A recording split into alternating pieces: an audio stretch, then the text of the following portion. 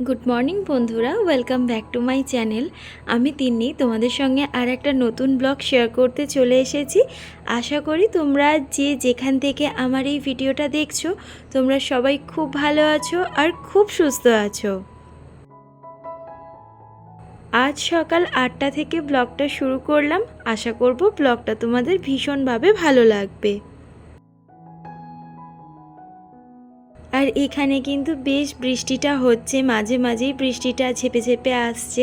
সেই জন্য সকালবেলায় জামা কাপড়গুলো কেচে নিলাম আর তার সঙ্গে স্নানটাও আজকে সকাল সকাল সেরে নিয়েছি। সকাল সকাল স্নানটা করে নিলে শরীরটা বেশ ফ্রেশ লাগে আর কাজ করতেও বেশ ভালো লাগে।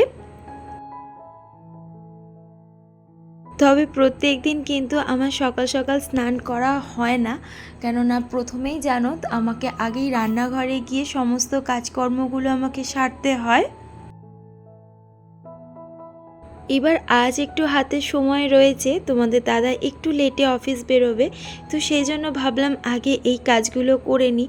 নাহলে বৃষ্টি এসে গেলে আর জামা কাপড়গুলো কাচা হলেও শুকোতে দিতে ভীষণ অসুবিধা হয়।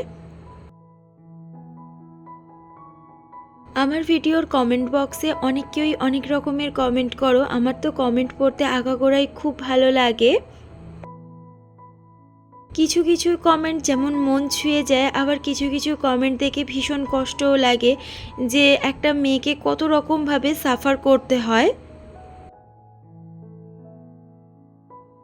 আমরা বিয়ে করবার আগে একরকম চিন্তা ভাবনা নিই, আর বিয়ের পরের জীবনটা আমাদের সম্পূর্ণ রকমভাবে আলাদা হয়ে যায়। বিয়ের আগে আমরা কত রকম প্ল্যানিং করি যে আমরা বিয়ের পর এটা করব, ওটা করব, সেটা করব, কিন্তু আখেরে দেখতে গেলে বিয়ের পর আর সেগুলো তো করাই হয় না, আর মানুষগুলোকেও কেমন যেন অন্য রকম হয়ে যায়। আর মানুষ যে এত সুন্দর গিরগিটির মতো রং বদলাতে পারে, বিয়ে না হলে আমি জানতেও পারতাম না। এবার বিয়ের পর না আমাকে কেউ অনেক কথা বলেছে, নানান রকম কথা, সেগুলো আমি কোনো সময় খুব একটা কানে নিতাম না। তবে এখনও তেমন খুব একটা নিই না। তবে খারাপ লাগে, কিছু কিছু এমন এমন কথা আছে যে কথাগুলো শুনতে ভীষণভাবে বাজে লাগে। আর দেখো রান্না করতে করতে ছুটে চলে এসেছি জামা কাপড়গুলো তুলবো বলে। এক্ষুনি বৃষ্টি নামবে আর এক দু ফোঁটা করে কিন্তু বৃষ্টি পড়াও শুরু হয়ে গেছে।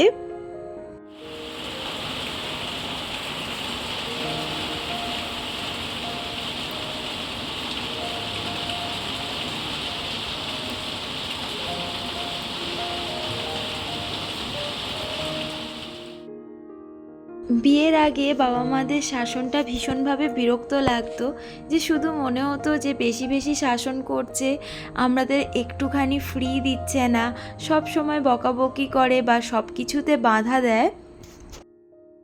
তখন মনে হতো বিয়েটা একবার হয়ে যাক, বিয়েটা হয়ে গেলে আর কোনো রকম বাধা নিষেধ থাকবে না, খুব সুন্দরভাবে লাইফটা লিড করতে পারবো, বকাবকি করবারও কেউ থাকবে না। এখন বুঝতে পারি যে তখন কতটা ভুল ছিলাম। তখনকার জীবনটাই অনেক বেশি ভালো ছিল। বাবা মা যতই বকুক না কেন একটা নিজস্ব স্বাধীনতা ছিল, কিন্তু বিয়ের পর সেই স্বাধীনতাটা আস্তে আস্তে হারিয়ে যায়। প্রতি মাসে তো আমি একবার করে ফ্রিজটাকে ডিপ ক্লিনিং করি, কিন্তু মাঝে মাঝেই আমি এইরকমভাবে একটু পরিষ্কার করে দিই, তাহলে কিন্তু বেশি নোংরা পড়ে না।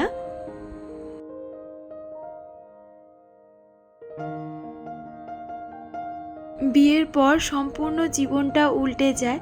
আমি বলবো না যে আমার পরিবারের সবাই খুব খারাপ বা আমার সাথে সবাই খুব খারাপ ব্যবহার করে, কিন্তু তবুও বিয়ের আগের জীবনটা একরকম আর বিয়ের পরের জীবনটা সম্পূর্ণভাবে আলাদা। আর বাবা মায়ের ভালোবাসার সঙ্গে কারোর ভালোবাসাই তুলনা করা যায় না। আর তাদের মতো যদি আমরা মনে করি অন্য কেউ আমাদের এরকম ভালোবাসবে, তাহলে আমাদেরই সেটা সবচেয়ে বড় ভুল ধারণা। দুপুরে এত সুন্দর বৃষ্টি হচ্ছিল, একটু শুয়ে রেস্ট নিচ্ছিলাম। তারপর দেখলাম অনেকটা সন্ধে হয়ে গেছে, সেই জন্য একটু সন্ধেবাতি লাগিয়ে নিচ্ছি।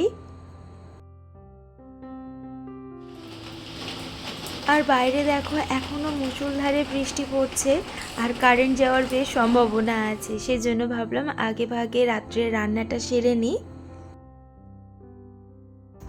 আমার ব্লগগুলো তোমাদের কেমন লাগছে আমাকে অবশ্যই কমেন্ট করে জানিও। আর যদি তোমাদের ভালো লেগে থাকে তাহলে একটা লাইক করো। তোমাদের একটা লাইক আমার পরবর্তী ব্লগ বানাতে অনেক বেশি মোটিভেট করে। আজ রাতে ভাবলাম একটু পরোটা আর আলু কষা বানাই, সেই জন্য আলুটাকে আগে সেদ্ধ বসিয়ে দিয়েছি। আর এদিকে আমি পরোটার জন্য ময়দাটাকে ভালোভাবে মেখে নিলাম।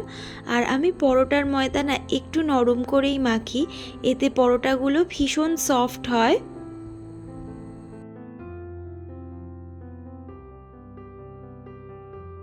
আলুর দমের জন্য একটা পেস্ট বানিয়ে নিচ্ছি।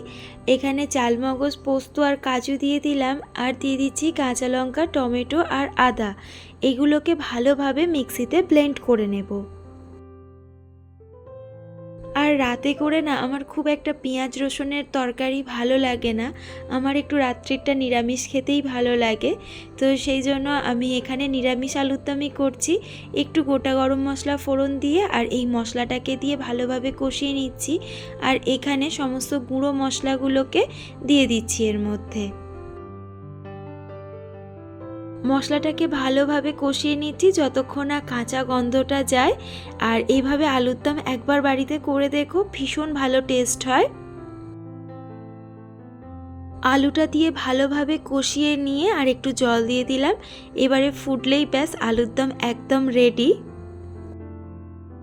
আর এখানে পরোটাগুলো করে নিই। পরোটাগুলো করে নিলেই কিন্তু মোটামুটি আমার রাতের রান্না প্রায় শেষ।